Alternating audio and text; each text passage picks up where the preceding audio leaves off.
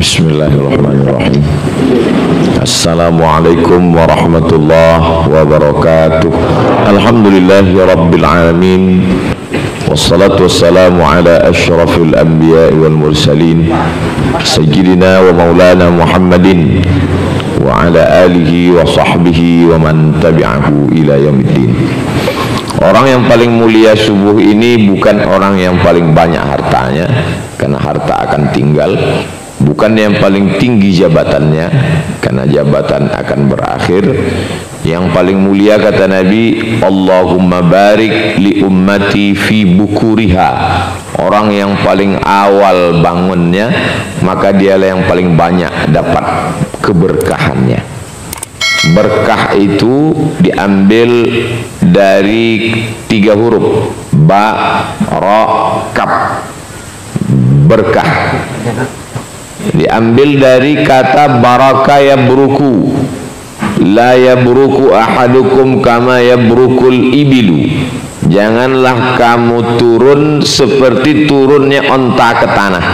Jadi barokah diambil dari kata onta turun ke tanah. Misalnya saya punya tanah, bapak punya tanah, ibu punya tanah. Tanah kita luasnya sama-sama 25 kali 25 meter. Tapi kemudian ada datang seekor onta dan berhenti. Tanah kita yang 25 kali 25 ini sama-sama kosong, tidak ada tanamannya. Tiba-tiba datang seekor onta dan berhenti ke tanah saya tanpa ada rencana apapun, karena dia binatang yang lepas liar. Tiba-tiba datang berhenti tepat di tanah saya. Kenapa tidak di tanah bapak? Kenapa tidak di tanah ibu? Karena kebetulan saya yang ceramah, ya saya bilang aja di tanah saya. Maka yang dapat berkah itu tanah saya itu, karena di situ onta berhenti. Karena ini onta liar, tidak ada pemiliknya, maka sayalah pemilik onta tersebut. Saya dapat bulunya, saya dapat dagingnya, saya dapat hewan tunggangan, maka tanah saya itu berkah. Itu asal muasal kata berkah. Jadi sama-sama hidup subuh ini, sama-sama bernafas, tapi kita lebih banyak dapat berkahnya. Berkah langkah tapak kaki. Tapak kaki yang pertama melangkah menghapus dosa, yang kedua mengangkat derajat, yang ketiga menghapus dosa, yang keempat mengangkat derajat. Perlu dipahami, diingat, didengar baik-baik, menghapus dosa. Lalu kemudian tangannya paling berkah, yang paling awal bangunnya. Karena ketika dia masuk ke dalam masjid, di beberapa masjid disediakan kotak sedekah di depan pintu. Dialah yang paling berkah, karena langsung datang dikirim Allah malaikat, Allahumma a'ti munfiqan khalafa. Orang yang bersedekah, berilah dia ganti.